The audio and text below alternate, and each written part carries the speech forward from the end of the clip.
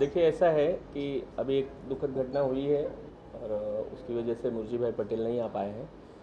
तो मैं भारतीय जनता पार्टी परसों ही ज्वाइन किया है मैंने। कल मेरा जन्मदिन था और आज से मैं अंधेरी विधानसभा के उम्मीदवार महायुति के मुर्जी भाई पटेल के लिए अपना कैंपेन चालू किया है।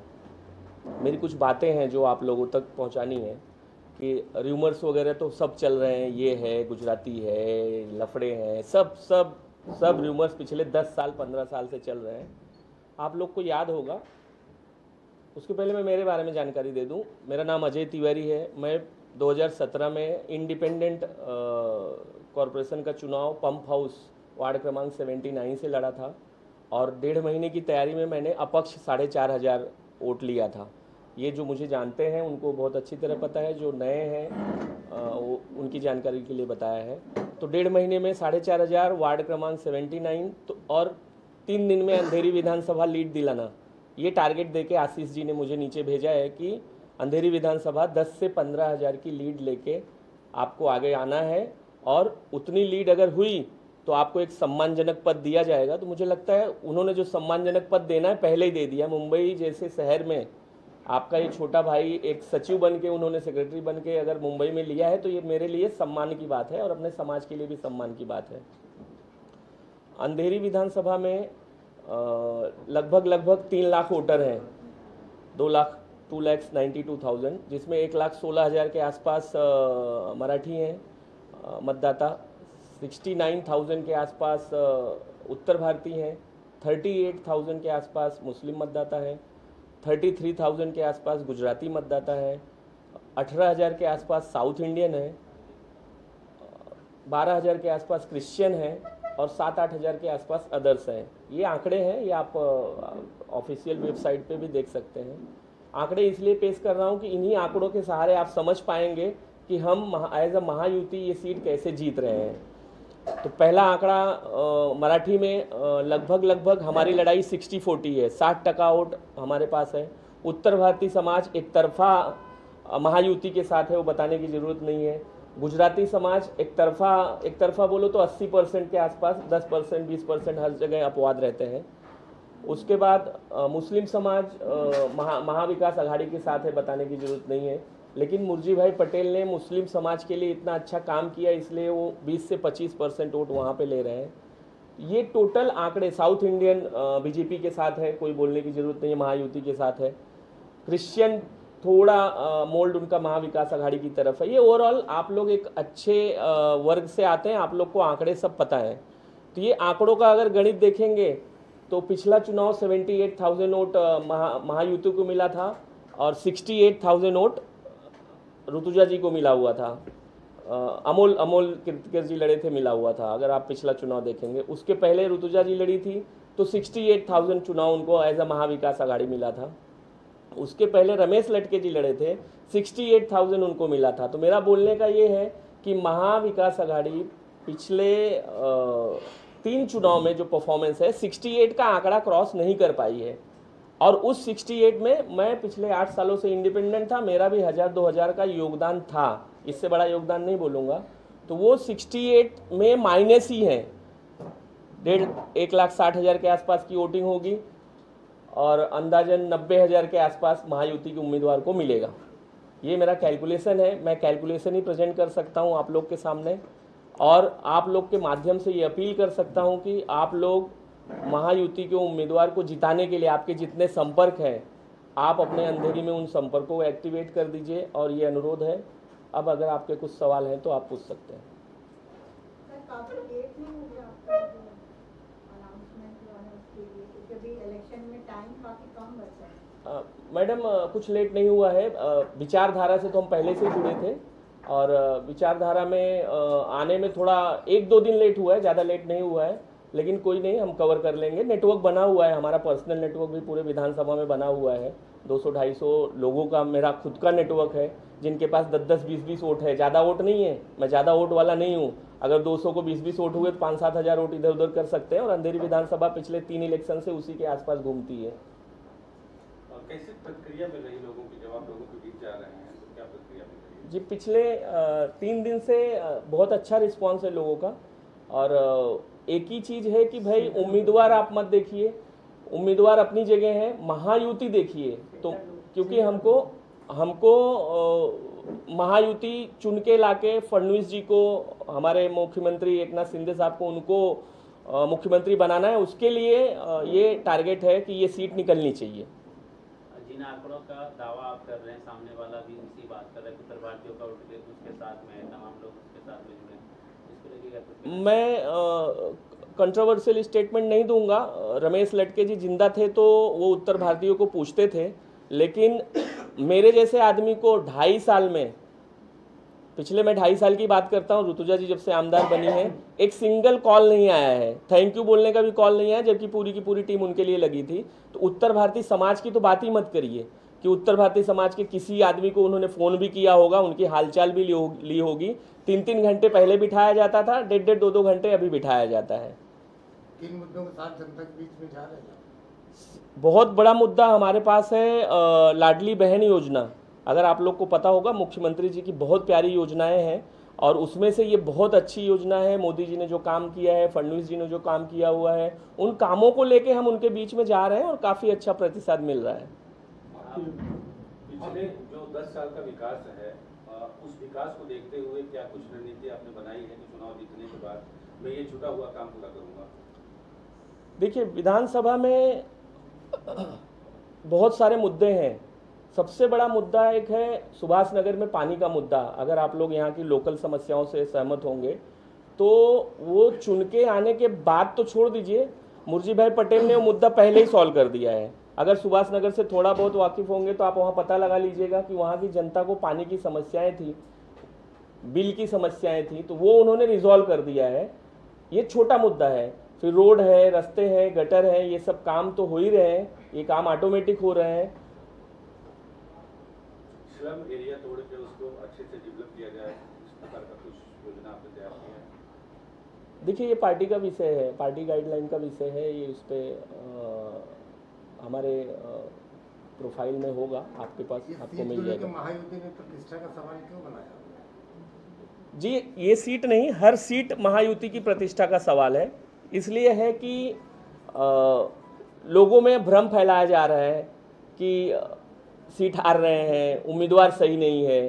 तो ऐसी कोई बातें नहीं है। ग्राउंड लेवल पे जब आप उतरेंगे तो ऐसी कोई बातें नहीं है। ऊपर ऊपर हवाई फायर है, नीचे आप जब जाएंगे तो एक किसी के हॉस्पिटल का विषय हो गया, किसी को पुलिस चौकी का विषय हो गया, किसी का मेडिकल का विषय हो गया, तो उसमें मुर्जी भाई पटेल ने अच्छा काम किया हुआ है। ये आप लोगों में जागरूकता है और लोग कर रहे हैं। जी जी, मैं यहाँ अंधेरी विधानसभा में मनसे का कोई उम्मीदवार नहीं है और मनसे की पूरी टीम भारतीय जनता पार्टी के साथ और महायुति के साथ लग के काम कर रही है। भाजपा संगठन में सब कुछ ठीक चल रहा है, कॉर्पोरेट बराबर हो रहा है? जी, सब ओके है।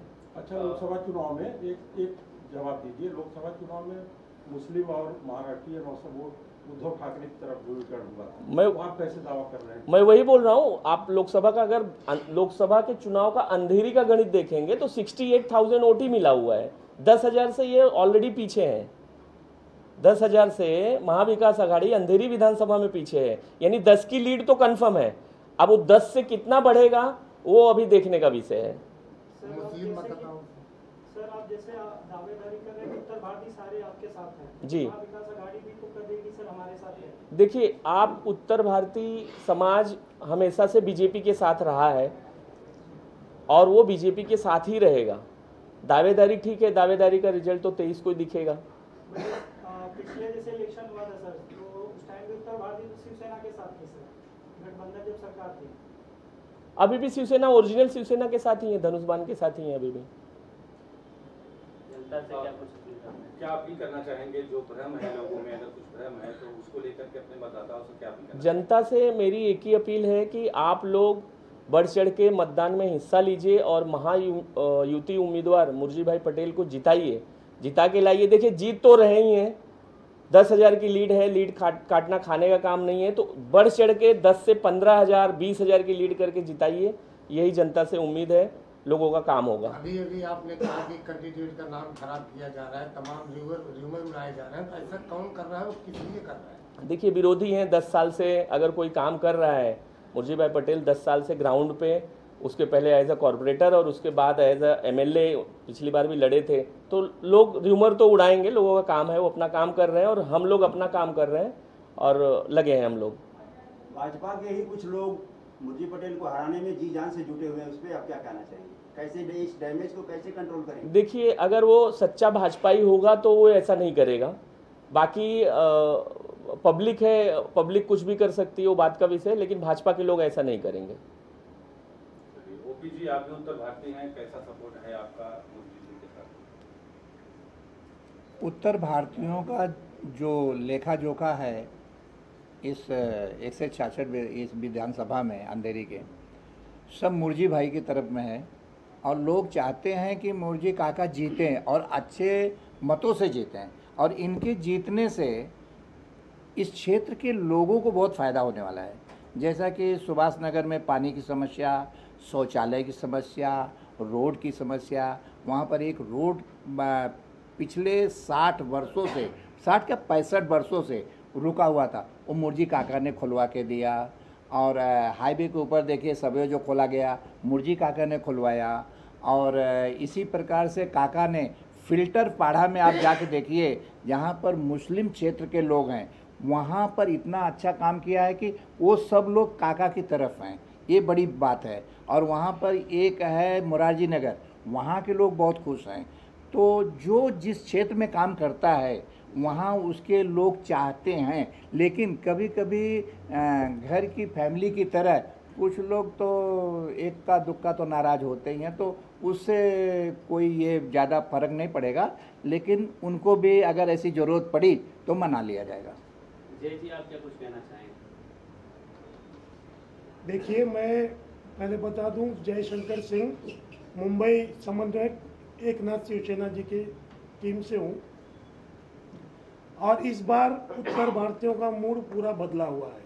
ये सिर्फ अंधेरी विधानसभा के लिए नहीं, संपूर्ण मुंबई के लिए बदला हुआ है, और सारे उत्तर भारतीय समाज के लोग एक मत से शिवसेना एक नाथ शिंदे जो ओरिजिनल शिवसेना उसके साथ है। भारतीय जनता पार्टी का अपना काम है, शिवसेना का अपना काम है, आरपीआई और राष्ट्रवादी कांग्रेस का मिला के इस समय हम मुंबई पूरी तरह से जीत रहे हैं। और सबसे अपील सिर्फ इतनी है कि जो इस मतदान को खेल समझ के कहीं घूमने चले जाते हैं या अपने गांव जाने की तैयारी कर रहे हैं, उनसे, और सबसे बड़ी बात मैं आप बता दूं कि अब हम लोग, जो लोग कहते थे ना, हम लोग दावा करके ठोक रहे कि अब हम मराठी उत्तर भारतीय हो गए हैं। मराठी उत्तर भारतीय होने का मतलब कि मराठी भाषिक महाराष्ट्र और हम उत्तर भारतीय दोनों सगे भाइयों के एक कतार में आ गए। और शिवसेना भारतीय जनता पार्टी महायुति के जितने उम्मीदवार हैं सबको जिता कर ला रहे हैं। राजीव भाई, आप क्या कुछ कह रहे हैं? आपकी सरकार अगर आती है तो क्या सर्वप्रथम क्या है प्लान कि महाराष्ट्र में उत्तर भारतीयों के लिए क्या और यहाँ के लिए क्या करना चाहेंगे? सबसे पहले तो आपको बता दूं कि महाराष्ट्र के जो हमारे लाडले मुख्यमंत्री हैं, एकनाथ रावजी शिंदे जी और देवेंद्र फडणवीस जी, इन्होंने जो लाड़की बहन योजना चालू की, जो वृद्धा पेंशन चालू किया, जो वृद्धों के लिए तीर्थ यात्रा, उसमें किसी से पूछा ही नहीं कि आप उत्तर भारतीय हो, आप मुस्लिम हो, क्या हो। जिन जिन लोगों ने उसकी ज़रूरत समझी, जिन्होंने वो फॉर्म भरा, सारे लोगों को महाराष्ट्र सरकार ने उसका फल दिया। उसमें कुछ जैसे आधार कार्ड है या कुछ बहुत सारे ऐसे उत्तर भारतीयों के पास नहीं है, राशन कार्ड है नहीं, तो उसकी वजह से भी बहुत सारे मैंने ऐसा सर्वे में देखा है कि रिजेक्ट हुए हैं। नहीं, उसके लिए आपको अगर याद होगा तो पूरे मुंबई में जो राष्ट्रीय प्रवक्ता है संजय निरुपम जी, उन्होंने ये सारा कार्यक्रम हर उत्तर भारतीय इलाकों में लेकर ये कहा कि अगर मान लीजिए आपका आधार कार्ड में कोई हमारी बहन यूपी से शादी करके यहाँ आई है और वो रहते, तो आप पति का कार्ड लगा दीजिए, आपका वो पास हो जाएगा। तो वो समस्या तो पहले ही मुख्यमंत्री जी ने हल कर दिया। तो उत्तर भारतीयों को घबराने गया, मैं तो करता हूँ कि मुंबई कर या महाराष्ट्र के किसी को घबराने की जरूरत नहीं है। और सबसे बड़ी बात मैं बता रहा हूँ कि कांग्रेस वाले ये दावा कर रहे थे कि हमारी सरकार आएगी तो इस योजना को बंद कर देंगे। आज वही ऐड दिखा रहे हैं कि हम 3000 देंगे। भाई, एक तरफ आप दावा करते हो इसको बंद कर देंगे और दूसरी तरफ आप कहते हो कि हम 3000 देंगे। तो ये दोगली नीति जो चल रही है वो पूरे मुंबईकर महाराष्ट्र के लोग जानते हैं, और महायुति की सरकार महाराष्ट्र में बनने जा रही है। राजीव भाई, आप क्या कुछ कहना ऐसा चाहेंगे? आरोप है कि ये जो लाडली बहन योजना है ये चुनावी योजना है, सिर्फ चुनाव के लिए इसे लुभाने के लिए वोटर्स को चालू किया गया है। ये सब खाली कहने का विषय है। ये पिछले 4 महीने पहले से चल रहा है, और मुख्यमंत्री जी ने कहा है, देवेंद्र फडणवीस जी ने कहा है कि ये योजना आगे जब तक सरकार है तब तक चलती रहेगी। अब कोई दूसरी न चाहने वाली सरकार आ जाए तो वो बंद कर दे तो उसमें उनको कुछ नहीं है, लेकिन इतना तय है कि महायुति सरकार जब तक रहेगी इस योजना को कोई छू नहीं पाएगा। हमारे बीच में वरिष्ठ पत्रकार राजू राठौड़ जी बैठे हैं। राजू राठौड़ जी, आप अपना विचार व्यक्त कीजिए कि हमारे प्रतिनिधि, आपके प्रतिनिधि मुर्जी पटेल के बारे में इस विधानसभा के आपका क्या राय है? आप यहीं पे रहते हैं, आप अंधेरी विधानसभा को बड़ी अच्छी तरह से जानते हैं, तो अपना विचार व्यक्त कीजिए। ये विधानसभा में यहाँ की जनता किसको चाह रही है और किसका परचम लहराएगा, ये आप बेहतरीन तरीके से बता। देखिए, पत्रकार होने के नाते मैं अपना ऑब्जर्वेशन बता सकता हूँ। कुछ दिन पहले मैं जो है एक रास्ते से गुजर रहा था, और 8-10 साल के कुछ बच्चे थे जो धनुष्यबाण का झंडा शिवसेना का और गले में शिवसेना का जो पट्टा होता है वो बांध के जो है चिल्लाते हुए, नारा लगाते हुए जा रहे थे कि मुर्जी पटेल आगे बढ़ो, हम तुम्हारे साथ हैं। इसका मतलब ये है कि अंधेरी विधानसभा के बच्चे बच्चे मुर्जी पटेल के साथ है, तो मुर्जी पटेल की जीत पक्की है। और कोई किसी के पास कोई प्रश्न उत्तर? एक मैं आप लोगों को और उत्तर दे सकता हूं, जो प्रश्न हो चुका है। लाडली बहन योजना का जो मुद्दा उठा है, लाडली बहन योजना जो चालू की गई महाराष्ट्र सरकार में, वो केवल मुख्यमंत्री एकनाथ शिंदे ने नहीं चालू किया है खुद का, वो महाराष्ट्र सरकार ने चालू किया है, जिसके ऊपर पूरे विधानसभा के सदस्यों का सिग्नेचर है और राज्यपाल की सिग्नेचर है। ये सरकार रहे या न रहे, आने वाली सरकार अगर मिटाएगी तो पूरी प्रक्रिया उसको भी करना पड़ेगा, इसलिए आप लोग डरने की कोई ज़रूरत नहीं है। देखिए, एमएलए उम्मीदवार मुर्जी पटेल जी जो है, कुछ लोग इनकी छवि जो खराब करने की बातें आप कर रहे थे, कई सालों से जब भी चुनाव का माहौल आता है वो लोग एक्टिव हो जाते हैं, और मुर्जी पटेल के खिलाफ जो है बहुत सारी एसआरए योजना या बहुत सारे करप्शन की बात करते हैं, लेकिन आज तक किसी ने भी कोई प्रूफ अब तक नहीं कर पाया, ना कोई ऐसे कागजात है जिसे उन्होंने जो है सामने दिखाया किसी के कि जिसमें ये तय हो कि मुर्जी पटेल उस करप्शन से संबंधित है।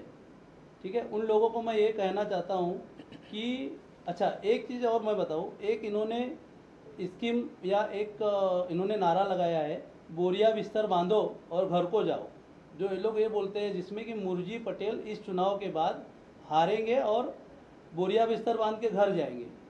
लेकिन मैं ये कहना चाहूँगा कि मुर्जी पटेल जो है कहीं किसी करप्शन में, मेरे हिसाब से, मेरा ऑब्जर्वेशन, आज तक कोई डॉक्यूमेंट्स या कोई प्रूफ नहीं मिल पाया है जिसमें वो कहीं पे जो है उसमें इन्वॉल्व हो और करप्शन किए हो, और अगर ऐसा कुछ होता तो ये जो इतने एक्टिव लोग हैं आज तक उनको फंसा दिए होते। और मैं ये कहूँगा कि अगर कोई एक भी डॉक्यूमेंट्स ये लोग ये साबित करे कि मुर्जी पटेल उस करप्शन में इन्वॉल्व है, तो हम पत्रकार मिलकर उनके ऊपर एफआईआर करवाएंगे। ठीक है, और रही दूसरी बात, जैसे कि चुनाव की जो स्थिति देखी जा रही है, मुझे ये लग रहा है कि कहीं मुर्जी पटेल इनको घर तक न छोड़ के आए, और मुर्जी पटेल की विशेषता रही है कि मुर्जी पटेल 100 बसें एक सेकंड में जो है इंतजाम कर देते हैं, और इन लोगों के लिए मुझे तो लगता है एक बस ही काफ़ी है जिससे मुर्जी पटेल सबके घर घर छोड़ के आए। जय श्री राम। जय श्री राम।